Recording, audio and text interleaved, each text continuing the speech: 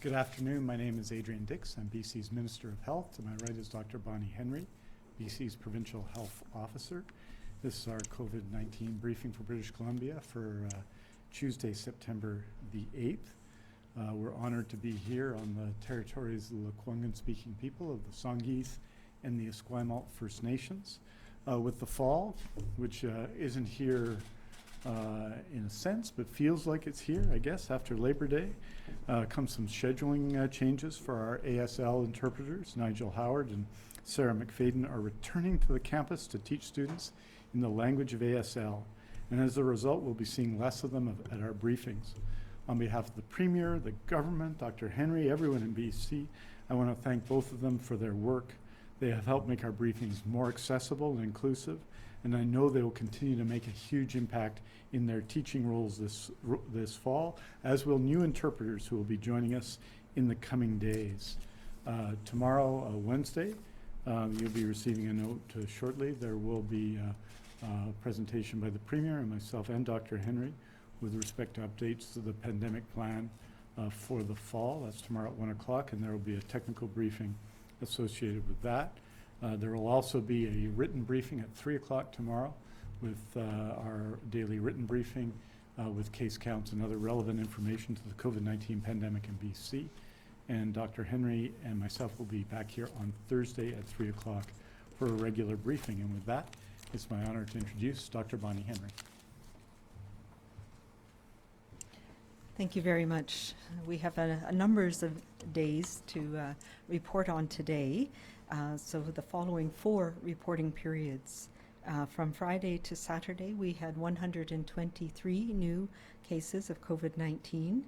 From Saturday to Sunday, 116 additional cases. From Sunday to Monday, 107 people tested positive for COVID-19. And from Monday to today, 83 additional cases. That brings our total of new cases since Friday to 429, including 12 epidemiologically linked cases, and bringing our total in British Columbia to 6,591 people who have been diagnosed with COVID-19. That includes 2,249 in the Vancouver Coastal Health Region, 3,428 people in the Fraser Health Region, 184 people on the Vancouver Island Health Region, 460 people in the Interior Health Region, 186 people in the Northern Health Region, and 84 people who normally reside outside of Canada. We now have 1,386 active cases in all health authorities in the province. Of those, 32 people are in hospital currently, 12 of whom are in critical care or ICU. Over the weekend, we've had an additional 2 people who have died from COVID-19, both of them residents of long-term care, one in Fraser Health and one in Vancouver Coastal. And our condolences go to their families and to their communities and to their care providers. We know that we all feel their loss. There are now 3,063 people under active public health monitoring because of exposures to people with COVID-19. And 4,978 people who have recovered. We have 3 new healthcare associated outbreaks over the weekend.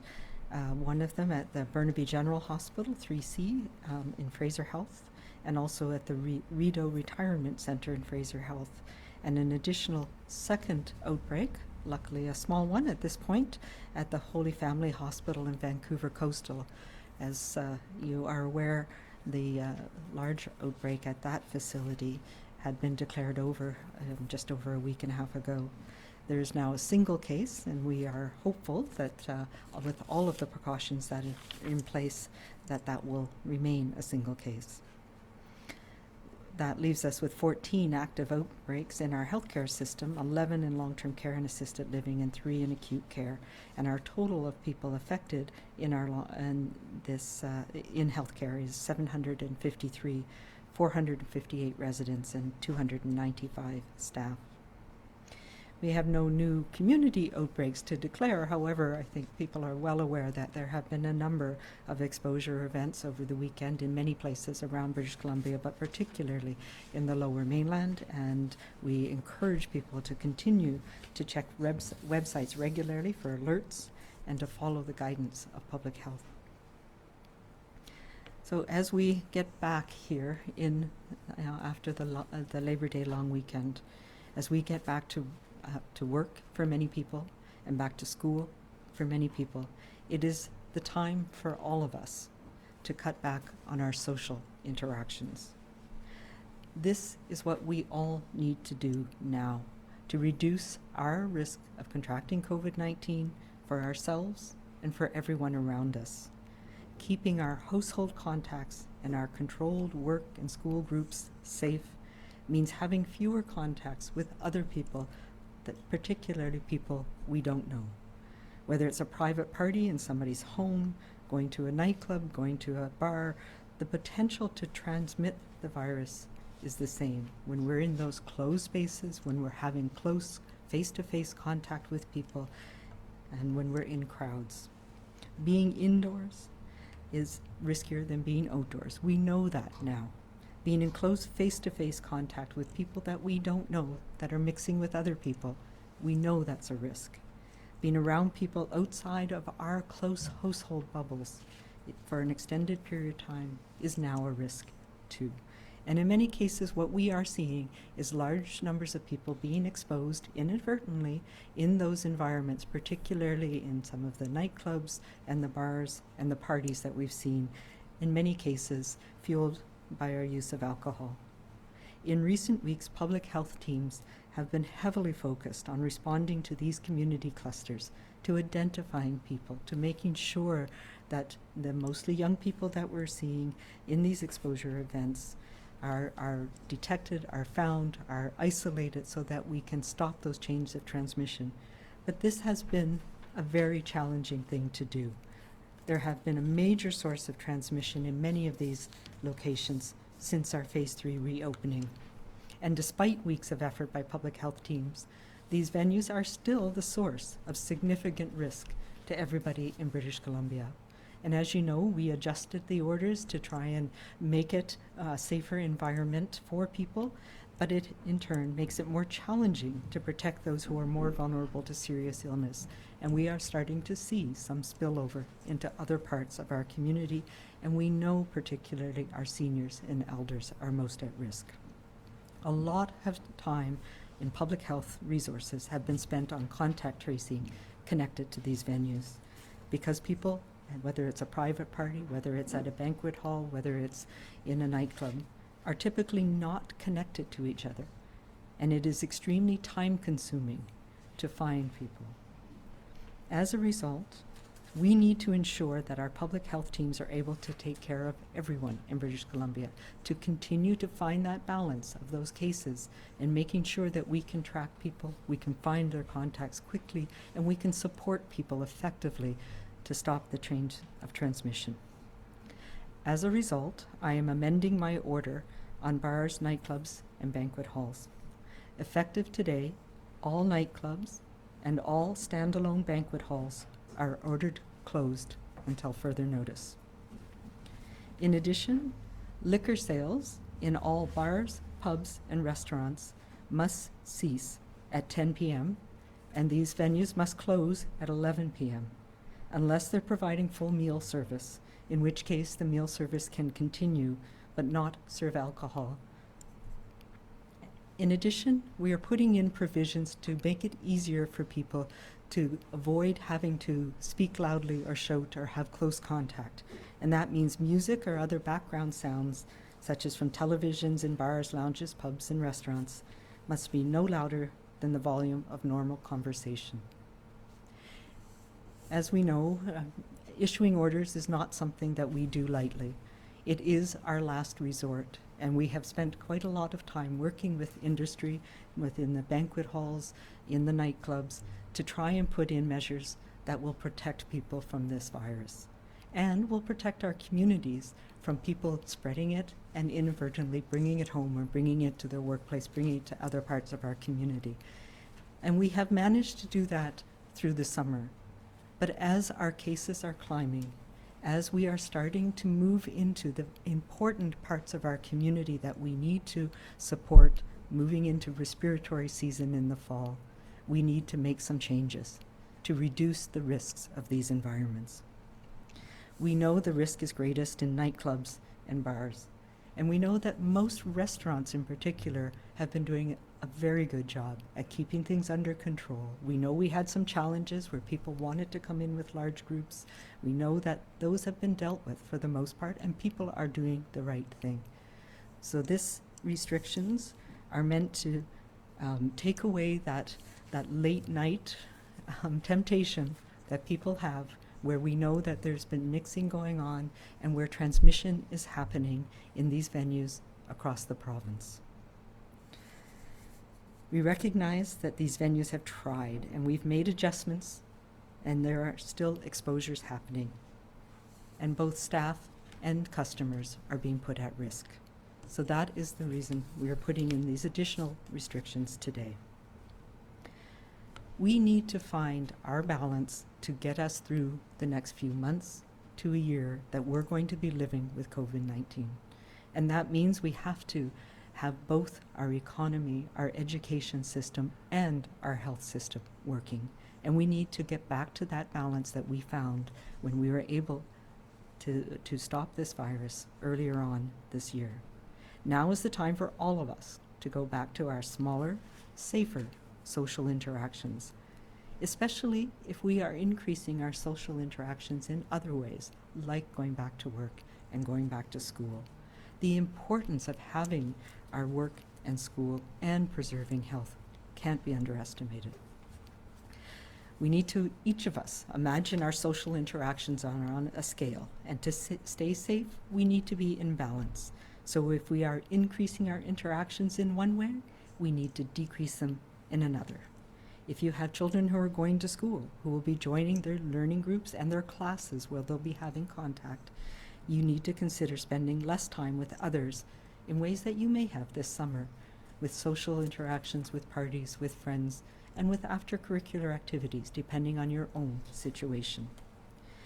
In particular, house parties and social visits now we need to keep low. We need to go back to where we were when we had our bubbles of 5 or 6, and we still maintained our distance, particularly if we had people over who weren't within our household. So keeping your safest distance, which is around 2 meters, ensuring hand hygiene, ensuring that we are staying away from others if we're sick, are the things that we need to go back to get us through this next few months.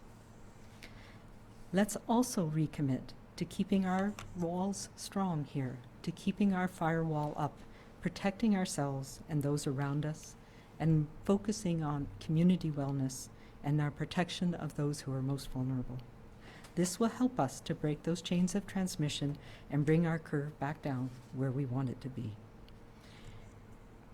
Let's also remember that we can do this. We can get through this together. It is not forever, but it is a balance we need to find for now.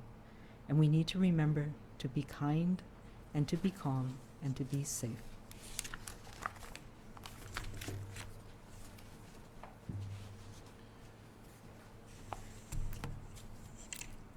Thank you very much, Dr. Henry. I wanted to start by expressing my condolences. Those of the Premier of the government, I think the people of BC, to the family and the friends and the loved ones and the caregivers of the 2 people who passed away in the last 4 days from COVID-19 in BC, 1 in long-term care in Fraser Health and 1 in long-term care in Vancouver Coastal Health.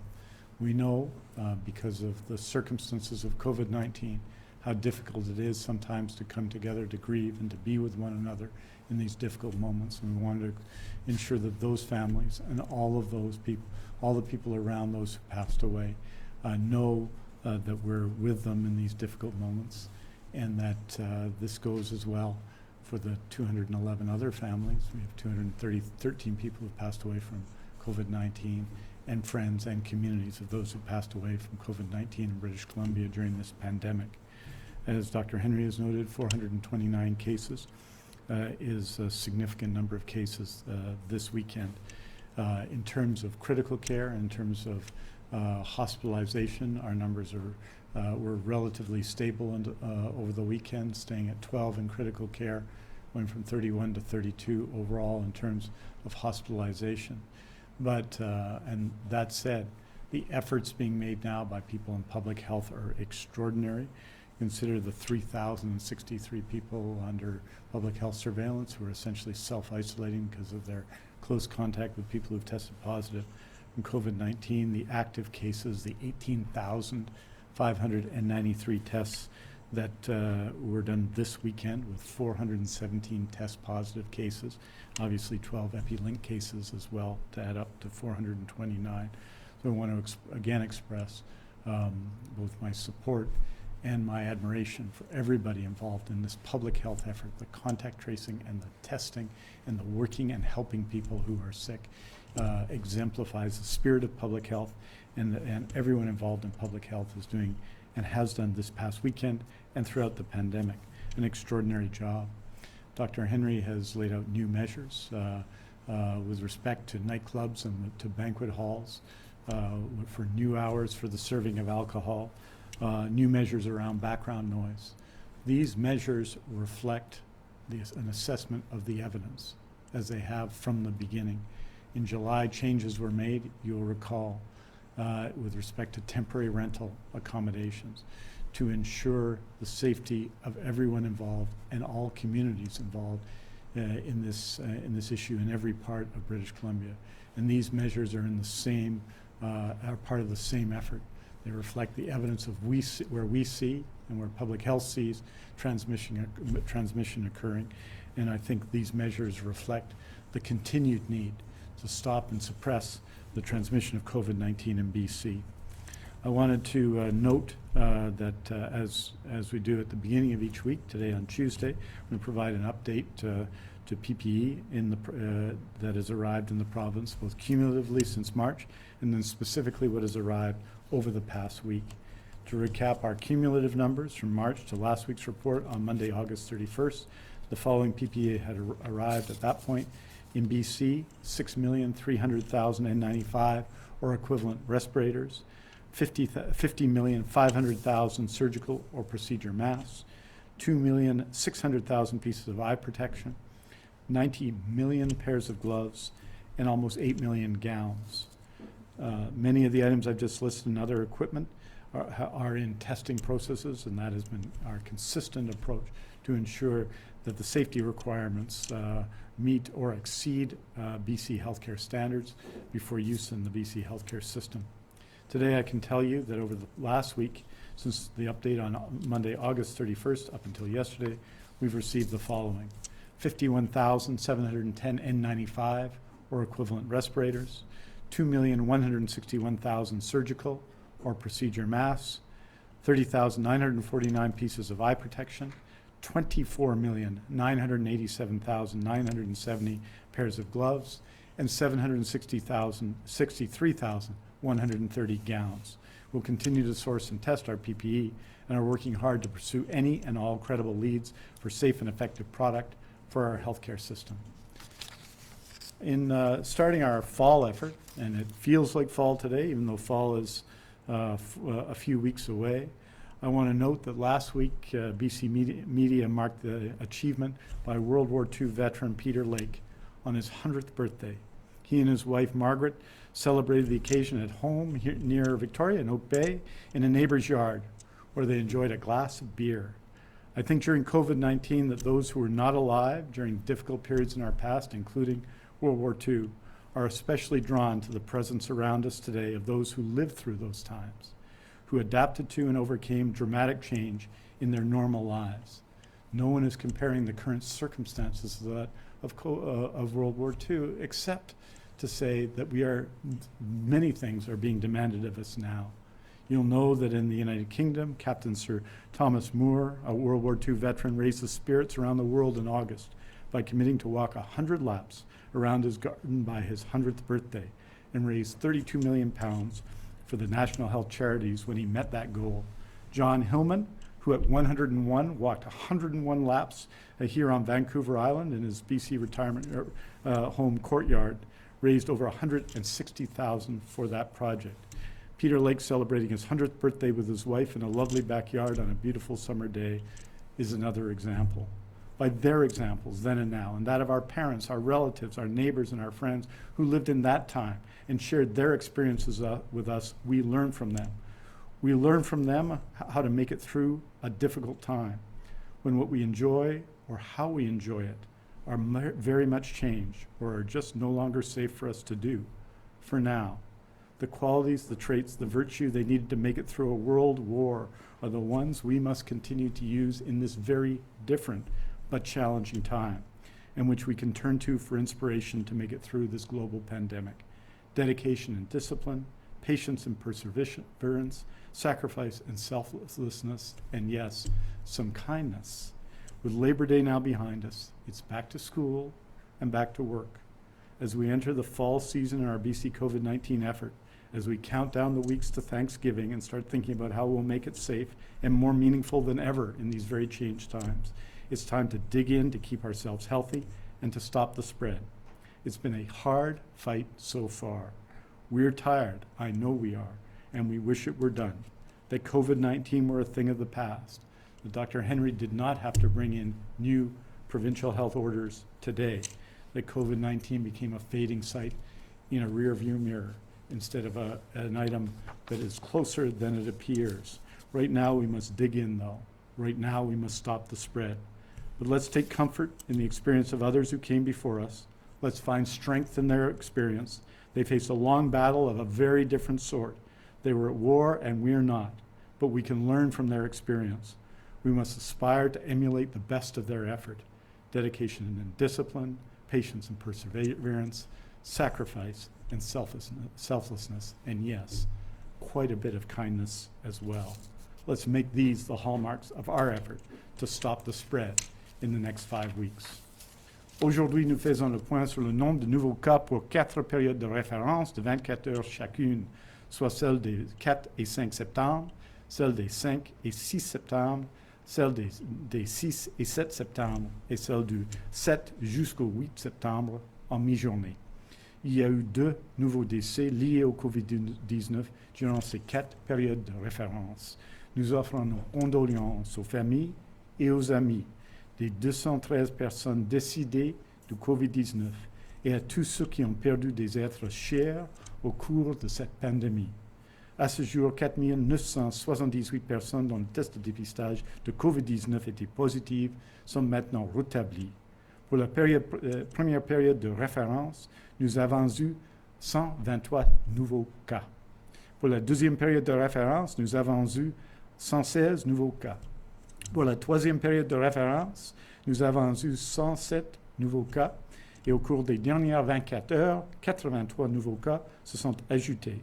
Cela représente 429 nouveaux cas depuis notre dernière mise à jour vendredi, pour un total de 6 591 cas en Colombie-Britannique. Il y a aussi, parmi l'ensemble des cas confirmés de COVID-19, 32 personnes sont actuellement hospitalisées, dont 12 en soins intensifs. Les autres personnes dont le test de dépistage était positif sont en isolement à leur domicile. Merci beaucoup. Thank you very much. We're happy to take your questions. Thank you, Minister. Friendly reminder to reporters on the phone, please press *1 to enter the queue. You are limited to 1 question and 1 follow-up.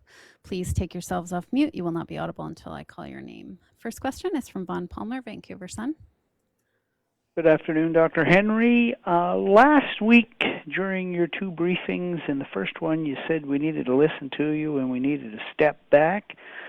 And on Thursday you said we were at the precipice in terms of our contacts with each other. Are you confident that the measures you've taken today are sufficient, will be sufficient to pull us back from the brink? Yeah, that is the question. And there was a lot of discussions that I had with my colleagues, with wise people over this weekend about, where was the focus needing to be? And yes, last week I called on all of us to start thinking about transitioning We had a bit of a grace period in the summer. We were able to manage the cases. We were able to do the work of public health and allow people to have that time to get out, to be with others, to be with family, to travel a bit.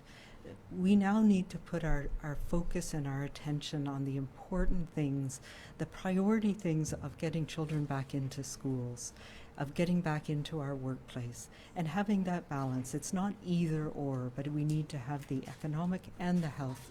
So yes, these are some measures that we know are high-risk environments that I was hopeful would come down with the things that we had done before, but they haven't. And so now we need to take more action. And we have young people coming back for university, even though many of the classes are virtual. But we're seeing them as well, wanting to get together, wanting it to be like it was before. So yes, I do think these are necessary actions right now. It's going to be a challenging time for those businesses. And I think we need to all start rethinking about what we need to do to get us through the next few months as a community together. And these are some of the things that we'll need to put aside for now. And we'll need to focus on the things that we can do to stop the transmission and to make sure that our teams in public health are able to work with us in our communities to do that. Vaughn, do you have a follow-up? Yes, please. Were there other measures that your colleagues suggested that you considered but rejected for now that you might have to consider if this doesn't work? And what sorts of things would those be, please? Yeah, so there's always a spectrum of things that we can consider. I think we have always tried to look at what are the things that I, as you probably recognize, I use orders as a last resort. And for things that affect all of the province. So provincial health officer orders apply across the province. So we do it for things where we know that it will make a difference, where we've seen transmission events. So we did it for vacation rentals, not just in one area, because we knew that it was the same issue in areas around the province. Same with this. So all of my orders and in discussion with my colleagues, we talked about, timing of things. Should we add this in or that in? What's the difference? And one of the challenges we have is that the way liquor licenses are for premises, it's a spectrum, and sometimes places can get around some of the issues by serving more food, and that's what we were trying to wrestle with and nuance, but it became really apparent that there were some venues that were just high-risk environments for staff, for patrons, and that we weren't able, and the people who were working in these places, in the banquet halls, in the nightclubs, were not able to effectively use the measures that we had put in place. So that's really important. There were, we have always, and my colleagues, we have talked about this. We've talked about this with the other ministries that we've worked on. We want to ensure that the measures we take are not going to have more negative unintended consequences. And we stopped everything in March, as you know, quite quickly, because we needed to take stock, we needed to find people, we needed to protect our healthcare system so that everybody could get care. And we took some very draconian measures. And since the very beginning, we have a team of people who have been looking at those impacts, whether they're positive or negative. And there have been many negative impacts of some of the public health measures that we took. For example, just the fact that we had to reduce the number of people in shelters and the impact that has had on homelessness, on people who have died from overdoses. So this is a rather lengthy way of saying we want to do the least amount we can by order and make sure that we can support people to do the right things that they need to do for their own individual situation. And we've seen that work here in BC. So I'm confident that these measures will be helpful for us in that one area where we were seeing ongoing issues, and that the rest of us will work together to make sure that we can get through this fall and the rest of this pandemic together.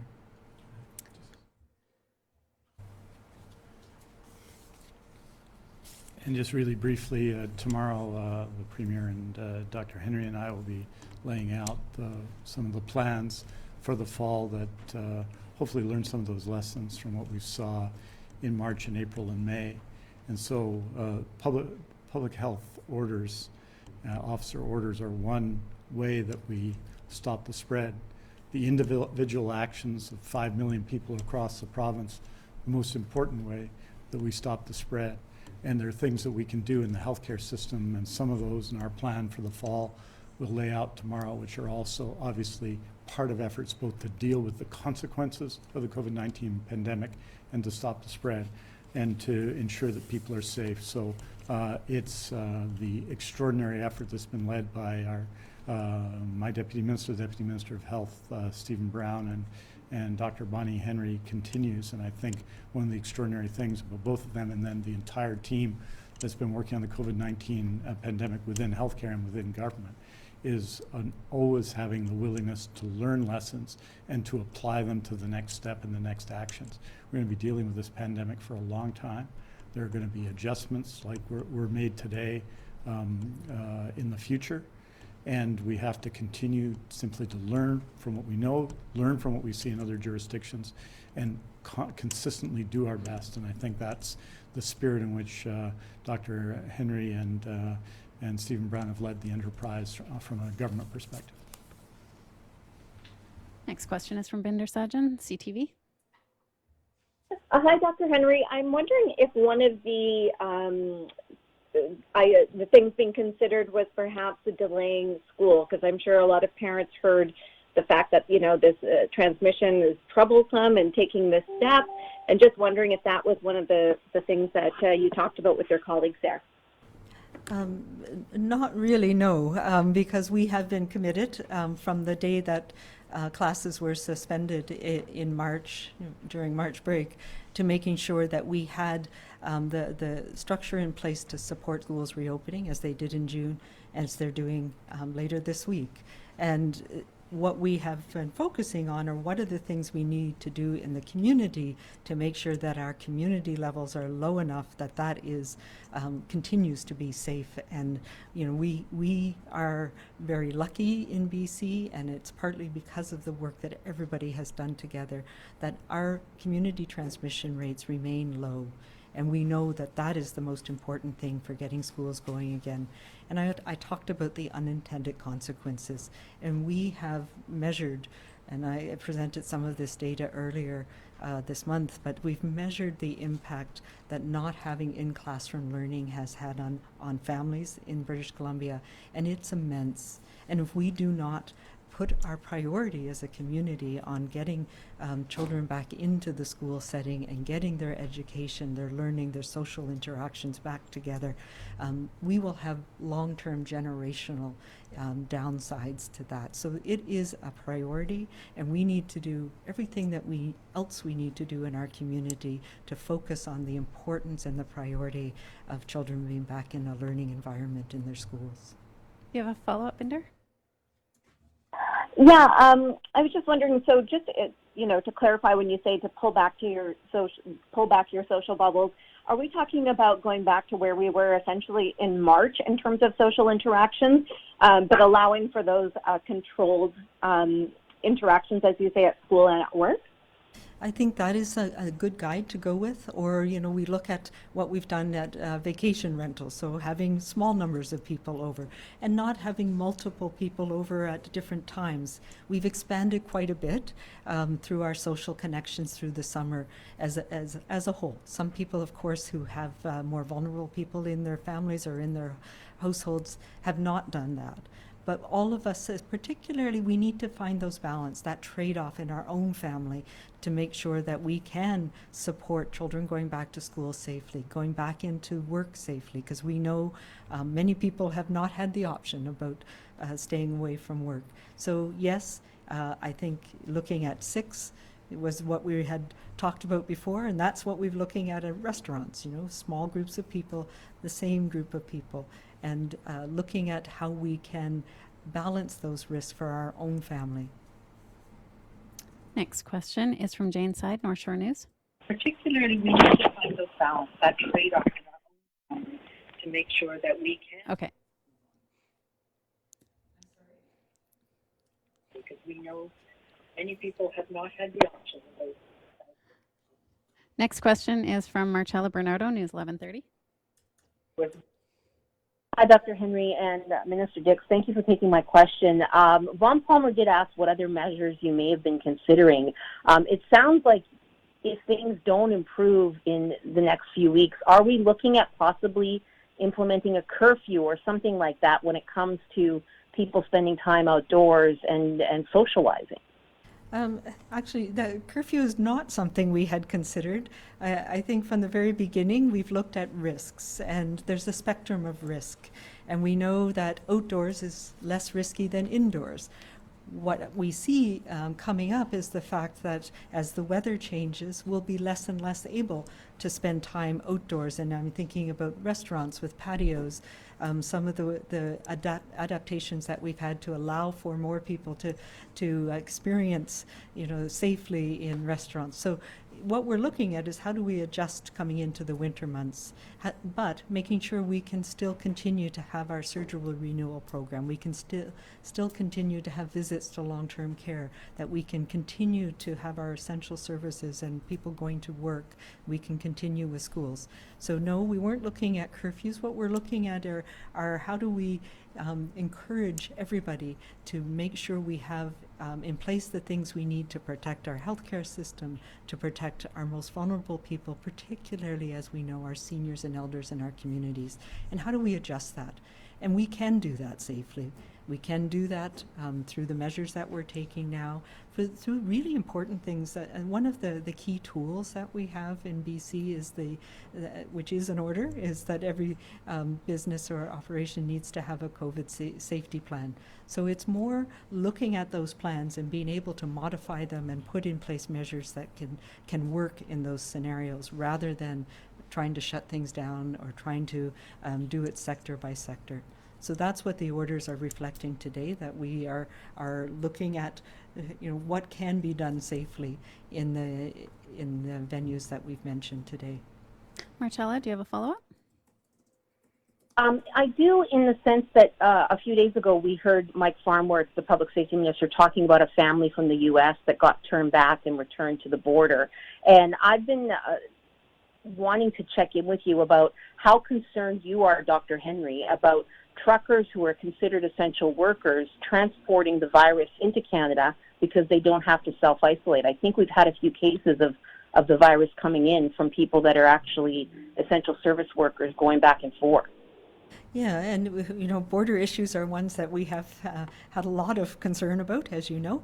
And yes, there now has been measures put in place. But I will say that from very early on, one of the public health orders that I had was around people returning from outside the country. That stays, that you need to self-isolate for 14 days. And though there are provisions for essential service workers, like truckers who need to come back and forth, and airline workers and others, but the provisions are that they need to be screened daily, that they need to reduce their community activities, that they do take measures to make sure that if they have any symptoms at all, that they get tested, and that they reduce their contacts outside of their home. So it's not you're get out of free. You do need to come back, and you do need to take measures to protect those around you. And yes, we have had a few people who've tested positive, but not very many. And most people are doing the right thing. And what we've been trying to do is put the onus on the businesses as well, to have those measures in place to monitor employees and to support employees to do that. They also are taking measures to ensure that when they're in the U.S., they reduce their contact with others there as much as possible. Next question is from Richard Zussman, Global News. Dr. Henry, do you have any concerns about the COVID case linked to Mulgrave School in West Vancouver? And what's your understanding about whether field trips and other out-of-school activities should be allowed this fall? So I'm not aware of the first issue that you brought up, so I have to get back to you on that one. But yes, out-of-school activities, I think there'll be a lot of outside activities, but it will be smaller numbers, reduced. I don't see us having field trips. I don't see us having some of those more larger group events where we go out and visit things. I think there's a lot we can do virtually now in terms of visiting museums and other art galleries, etc., that can be implemented. And I've seen lots of really innovative ways that teachers are looking at doing this this fall. And I have to say my hat is off to our teachers and educators in BC. They have come together in a way that is remarkable, and it's a very challenging time. And I know, especially this week, there's a lot of anxiety, but I think there's a lot of excitement as well.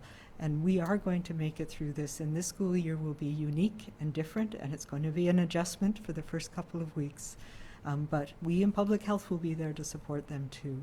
So yes, I don't see inter-school competitions, I don't see a lot of field trips happening, but I do see the really neat things about going outside and having classes outside and learning outside. And those are some things that will be new and exciting. Richard, do you have a follow-up? I do. On the ban of nightclubs and banquet halls, can you explain to me what qualifies as a nightclub? I know there's a liquor primary license. Is it those holders, or who is going to be restricted by this new order? And for the order around the 10 o'clock, 11 o'clock liquor restrictions, when does that come into place? Yeah, well, both of these technically come into place as of today. There'll be a grace period where we'll work things out, and the details will be worked out and posted publicly within the next day or so. Nightclubs, it's sometimes, and this is where why I have lumped a lot of things together, but it's those who are nightclubs know who they are, and our public health inspectors are aware of who they are as well.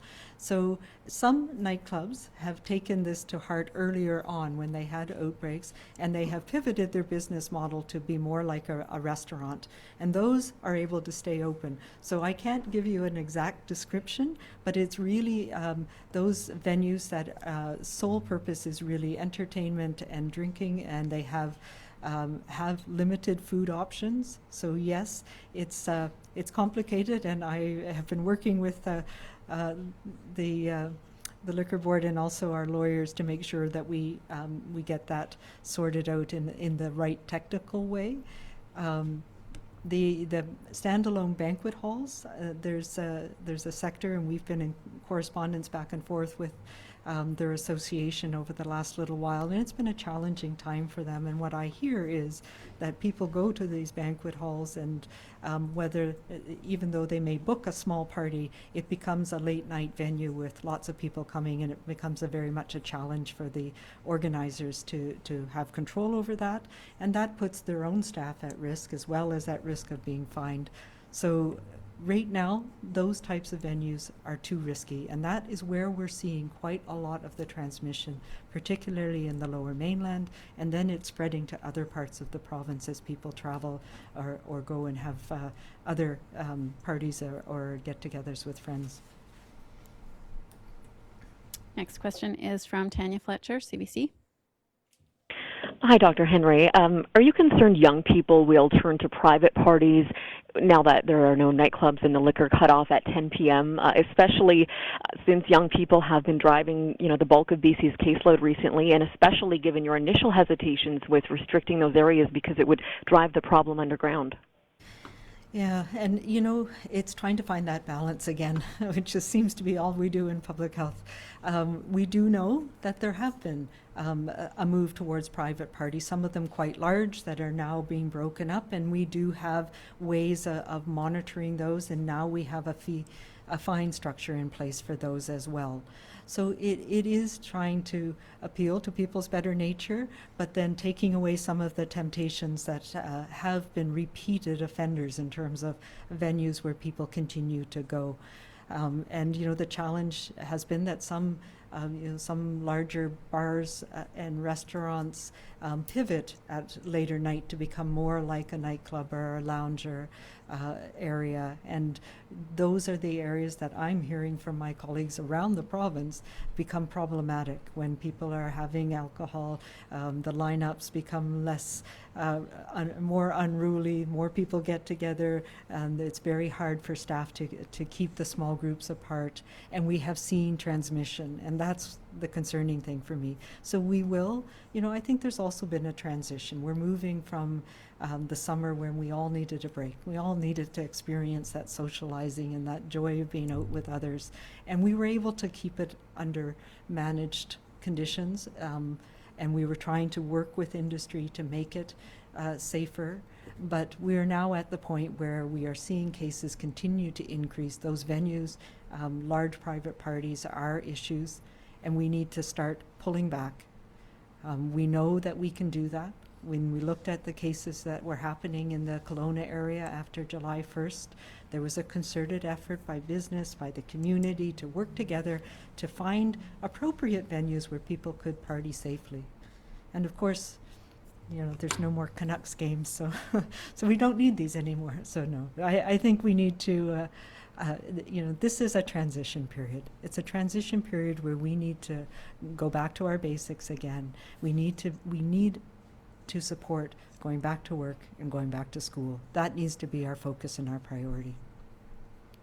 We have time for one more question this afternoon. For everyone listening, Dr. Henry and Minister Dix will release a joint statement this afternoon with the latest information on cases, hospitalizations, and outbreaks, which you can find at news.gov.bc.ca. For medical guidance on protecting families and communities, and for access to provincial guidance on COVID-19, visit bccdc.ca. And for information about the province's pandemic supports, visit gov.bc.ca/COVID-19. Last question is from Sandy Hall, CFAX 1070. Hi, how are you doing, everyone? Thank you for letting me ask a question today. I'm so happy. I'm just wondering, we are getting a lot of, I did a little traveling in the province over summer, and I saw a lot of people coming in from, of course, out of province, and we're seeing the caseload go up right across the country. Are we concerned now as well about people coming in from places like Alberta and Ontario, places like that? Yeah, and our challenge, of course, has been we have so much cross-border, if you will, travel between Alberta in particular. Ontario, Quebec, we've seen quite a lot of people who might normally go to the Maritimes in the summer coming out from Quebec. Across Canada, we still have very low rates of transmission. So the risk is different in our country, although we are all seeing increases now, and that's not surprising. We knew this was going to happen as we started to restart and started to have more social connections. But across the country, we're all in the same place where we're pivoting now from the summer to school, back to school in Alberta, Quebec 2 weeks ago, Ontario this week. These are things that we all have in common. So we're all looking at how we can do this. And I will say that, we also are looking around the world. And of course, we've been, there's lots of information about what's happening in the United States that's very concerning. But if we look at countries that have also done very well in controlling their outbreaks and getting their pandemic situation under control, they're also seeing very similar to what we're seeing, although at a much higher scale. So places like France and Spain and Germany, Italy again, places in South Korea and others. And we're looking at what they've learned about how to open schools safely, how to get the economies going safely, how to get that balance back again. So I think this is something that we're going to see with this virus. It spreads, it's in our communities globally, so we have to be able to manage it with our public health activities and focus on the things that are important in our communities. Do you have a follow-up, Sandy? I do. It's actually on a different topic, but we're seeing a lot of people going back to taking buses. And while they say it's mandatory to wear a mask, there's a lot of people taking their masks off once they sit down, and there's still a lot of people getting on the bus without a mask. Is that something to be concerned about? Yeah, I think it's like mask wearing in venues around the province. There's a place and a purpose and a time for them, and we do encourage them, particularly on places like transit. But the transit authorities across the province have universally said that they will take an educational approach to this, and I believe that is the right thing to do right now, making sure that people have access to masks, that they have them with them, and that they know how to use them properly. So yes, you need to keep it on when you're on the bus. But I will also say that we sometimes don't know why somebody has a challenge wearing a mask or keeping it on for a period of time. So we do need to give them the benefit of the doubt as well. And there are a small number of people who aren't able to wear a mask for a variety of reasons, whether it's a physical disability, whether it's challenges with having something in front of their face. And we need to be respectful of that as well. But I've also heard, from the stats that they've put out that over 90% of people are wearing masks, and I think that's great. And that culture of wearing a mask in those situations is something we need to all embrace. We're going to go back to Tanya Fletcher. Sorry, I cut her off. And she would like a response in French, Minister. Go ahead, Tanya. Yeah, thank you so much. I'm just wondering, as a follow-up, how big of a concern are bars and restaurants still, and at what point would you revert back to banning in-service dining and perhaps go back to takeout only? And yes, an answer in French from Minister Dix would be appreciated. Thanks. And I think that's a really good question, because pubs and restaurants have been doing a great job. It was a challenge, and they started off slowly, but the plans that we've seen in restaurants, and I feel restaurants for the most part are really safe. I go out, thankfully, especially I don't know if I'd survive without them, but the restaurants are doing a super job. Sometimes they've been pushed, and we've had that happen during the summer, where we've heard of people wanting to go in big groups, and there are restrictions in restaurants that are quite that are designed to make them safe. And where the people who are following those are doing well, and it keeps the staff safe, and it keeps everybody who's in the venue safe. And there's lots of great things that people are doing, whether it's putting in barriers, expanding into the outdoor patios, making sure that the servers are keeping a distance, that there's hand hygiene, that we're taking people's names, and that where people are staying home if they're not feeling well. So I'm very confident that what we're doing in the pubs and restaurants is working, and it's working well, and I hope we can continue that as we go forward.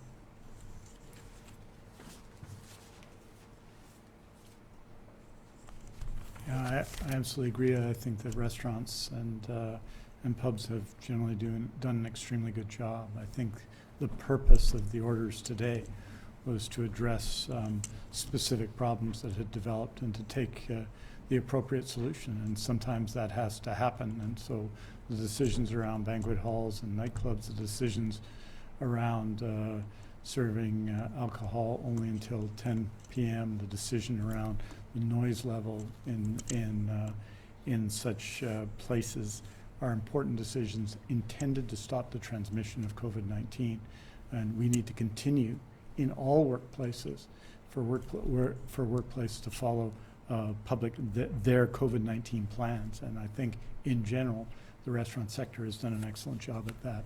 En français, je dirais que les restaurants ont fait un grand travail depuis l'ouverture des restaurants au mi-mai. Et je pense le travail qu'ils ont fait est démontré par les faits, par la vérité, c'est qu'il n'y a pas beaucoup de transmission dans les restaurants. Nous avons des questions sur les boîtes à nuit, sur les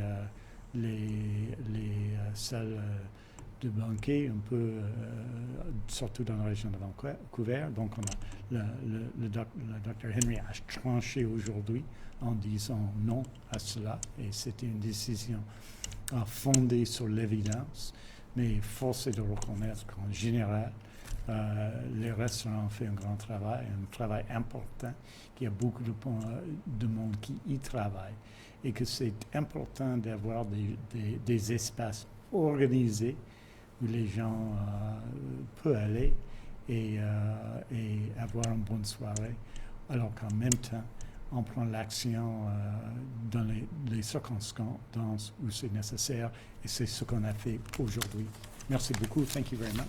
Until tomorrow. Thank you.